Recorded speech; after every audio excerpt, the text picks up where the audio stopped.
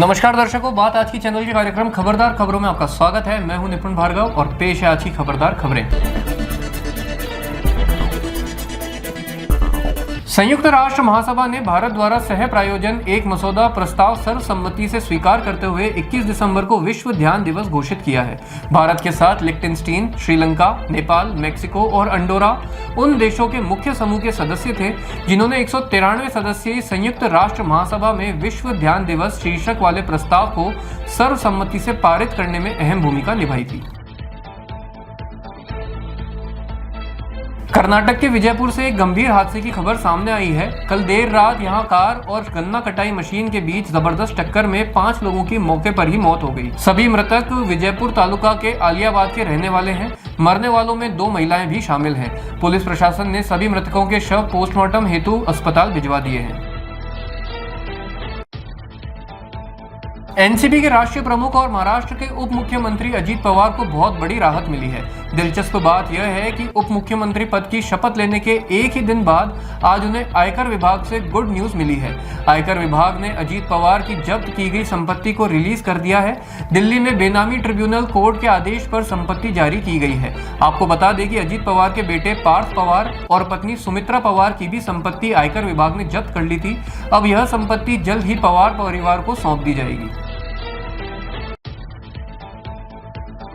आतंकी संगठन जैश ए मोहम्मद के चीफ मसूद अजहर को लेकर एक बार फिर पाकिस्तान का झूठ दुनिया के सामने आ गया है। जहां एक तरफ पाकिस्तान मसूद अजहर के पाकिस्तान में नहीं होने का दावा करता है, वहीं एक खबर सामने आई है कि जैश ए मोहम्मद के चीफ अजहर ने 2 दिन पूर्व बहावलपुर में एक बड़ी जनसभा को संबोधित किया है और भारत के खिलाफ जहर उगला है।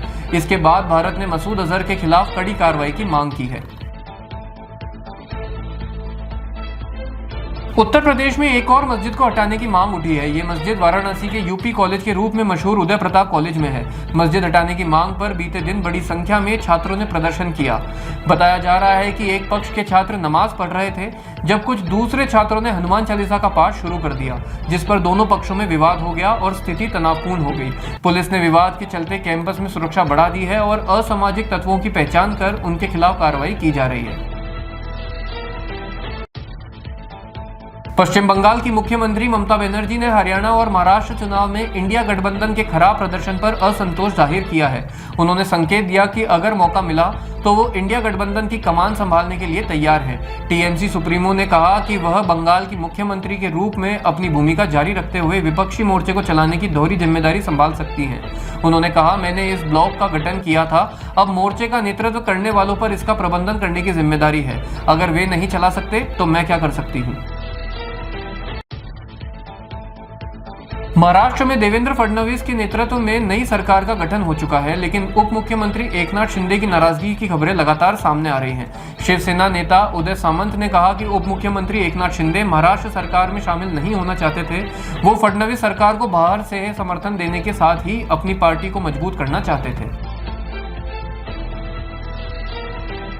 उत्तरी भारत की ओर से चलने वाली ठंडी हवाओं के कारण राजस्थान में अब सर्दी का प्रकोप शुरू हो गया है। शुक्रवार 6 दिसंबर से सर्द हवाएं चलना शुरू हो गई और प्रदेश के 15 शहर ऐसे रहे जहां का न्यूनतम तापमान 10 डिग्री सेल्सियस रहा। सबसे कम तापमान 6 डिग्री माउंट आबू, हनुमानगढ़ के सांगरिया में 6.5 डिग्री, सीकर में 7 डिग्री और करौली में 7.5 डिग्री सेल्सियस तापमान रिकॉर्ड किया गया।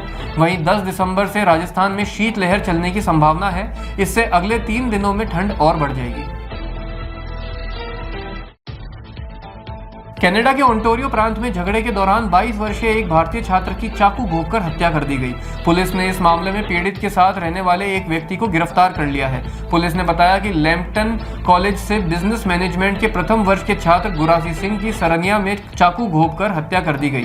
घटना 194 क्वीन स्ट्रीट पर हुई, जहां आरोपी क्रॉसले हंटर और मृतक एक कमरे में साथ रहते थे। पुलिस आरोपी से हत्या के कारणों का खुलासा करने में जुटी है। तेलंगाना में एक बड़ा हादसा हो गया है। आज सुबह जलालपुर गांव के पास एक कार के अनियंत्रित होकर झील में गिरने से 5 लोगों की मौत हो गई और एक व्यक्ति घायल हो गया। हादसे के शिकार हुए लोग हैदराबाद के एलबी नगर इलाके के निवासी हैं और कथित तौर पर नशे में थे। वे देर रात अपने घरों में निकले और सुबह गाँव की ओर चल पड़े, तभी यह हादसा हुआ। हादसे की सूचना मिलते ही पुलिस भी मौके पर पहुंच गई। खबरदार खबरों में आज के लिए इतना ही। कल फिर होगी आपसे मुलाकात, तब तक के लिए आज्ञा दीजिए। नमस्कार।